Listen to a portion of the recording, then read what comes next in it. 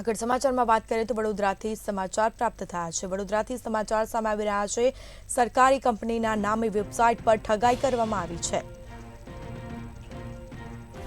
તો હવે રેલવેના નામે કરાઈ રહ્યા છે સાયબર ફ્રોડ। મહત્વપૂર્ણ સમાચાર, રિફંડની આશાએ બેઠેલા સિનિયર સિટીઝન સાથે ઠગાઈ કરવામાં આવી છે। તો રિફંડ મેળવવા કોલ કરતા વૃદ્ધ સાયબર ક્રાઇમનો ભોગ બન્યા છે। તો સાયબર ટોળકી 1.18 લાખ રૂપિયા પડાવી લીધા હતા। વધુ વિગતો સાથે સંવાદદાતા નિલેશ બ્રહ્મભટ્ટ ફોનલાઈન પર જોડાઈ ગયા છે। જે વડોદરામાં સરકારી કંપનીના નામે હવે વેબસાઇટ પર ઠગાઈ કરવામાં આવી છે, શું છે સમગ્ર મામલો?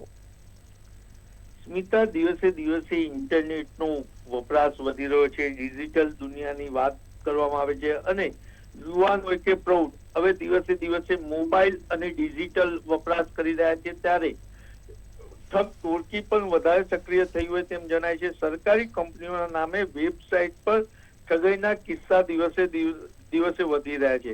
હવે રેલવેના નામે પણ સાયબર ફ્રોડ થઈ રહ્યા છે અને રેલવેમાં રિફંડની આશાએ બેઠેલા સિનિયર સિટીઝન સાથે ઠગાઈ થયો હોવાનો કિસ્સો બહાર આવ્યો છે। રેલવેના ગ્રુપ બુકિંગનું રિફંડ મેળવવા કોલ કરતા વૃદ્ધ સાયબર જાળમાં ફસાયા હતા। રિફંડ માટે કોલ કરતા સાયબર ટોળકી 1.18 લાખ એટલે 1,18,000 બારોબાર પડાવી લીધા।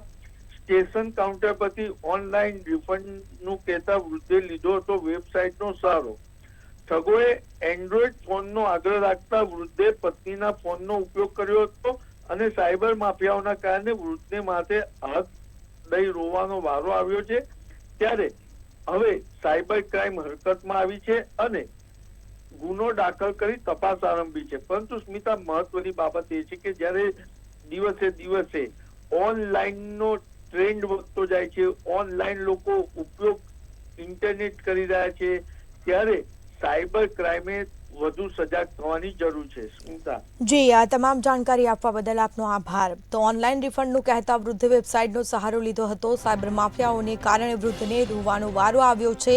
સાયબર ક્રાઇમે પોલીસે ગુનો નોંધીને વધુ તપાસ હાથ ધરી છે। તો વડોદરામાં સરકારી કંપનીના નામે વેબસાઇટ પર ઠગાઈ કરવામાં આવી છે। હવે રેલવેના નામે સાયબર ફ્રોડ કરાઈ રહ્યા છે। તો રિફંડની આશાએ બેઠેલા સિનિયર સિટીઝન સાથે ઠગાઈ કરવામાં આવી હતી। તો રિફંડ મેળવવા કોલ કરતા વૃદ્ધ સાયબર ક્રાઇમનો ભોગ બન્યા છે।